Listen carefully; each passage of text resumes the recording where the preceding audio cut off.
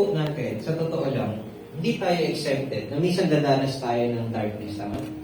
May mga times na ang hirap makita ng daan.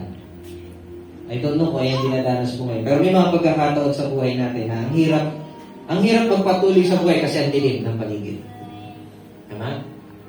Kayo po bilang mga ninong at ninang, ang trabaho po ninyo, kapag po dumidilim ang paligid ni baby, kayo po ang magsilbing ilaw sa kanya.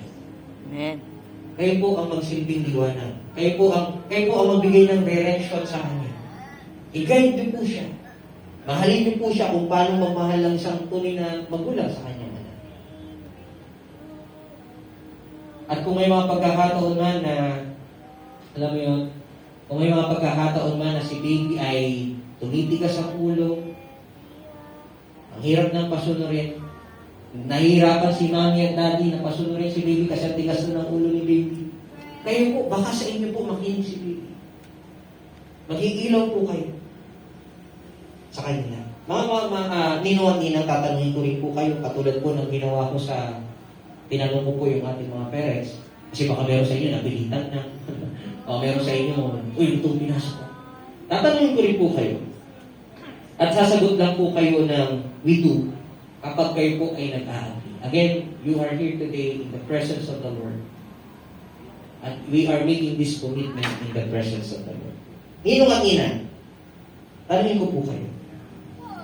Do you sponsors receive this child in the name of the Lord Jesus and promise to be the father, mother, brother, sister, and friend to her? Anong sagot? Praise the Lord. So, kayo po ay gumawa ng commitment sa harapan po ng Panginoon. Do you sponsors be a light and soul to this child and help the parent guide her to the way of the Lord? Praise the Lord. Pwede pa po akong kumuha ng isang volunteer sa ninong at inang para ipag-pray po si baby. Sino po ang pwedeng mag-volunteer sa ninong at inang? Ano na? Kaya na. Yan. So, anong pangalan ng ninang? Side. Okay. Ninang side. So, you will represent the sponsors, no? And you will cast blessings sa buhay ni baby. Pag-pray mo siya as second parents po, no? And kayo po, mga ninong at ninang, pwede ba i-lay hands natin, itapat natin yung ating kamay kay baby? Sige po, pag-pray po natin si baby. I pray for Amara. We grow up, magiging bata, matulungin, at saka nagiging God-fearing sa lahat ng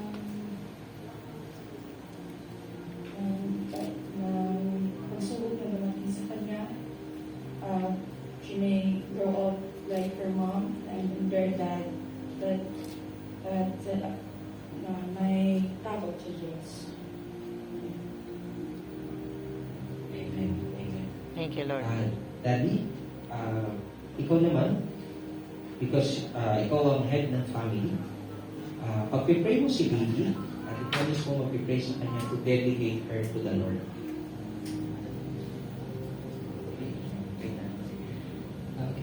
Yes, Lord. Thank you sa buhay ng Mara. And Lord, I'll-dedicate ang Mara to you.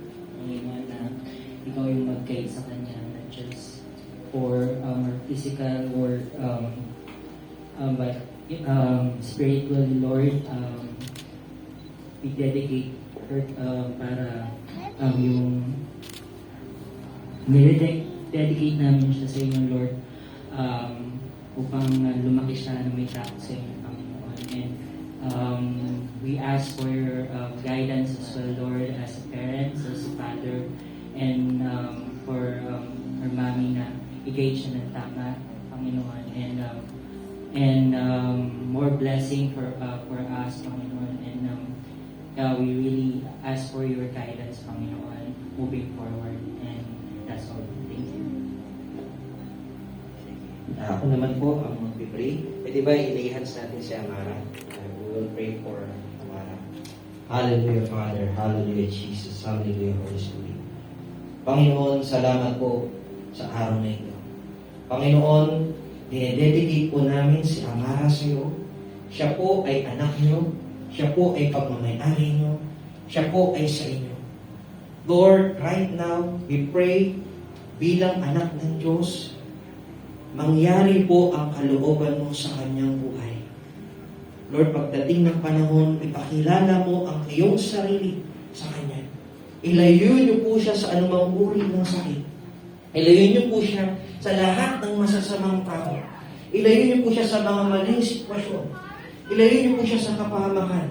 Ilayo niyo po siya sa sakit. Lord, pagpalain niyo po siya. Lumaki po siyang may takot sa iyo.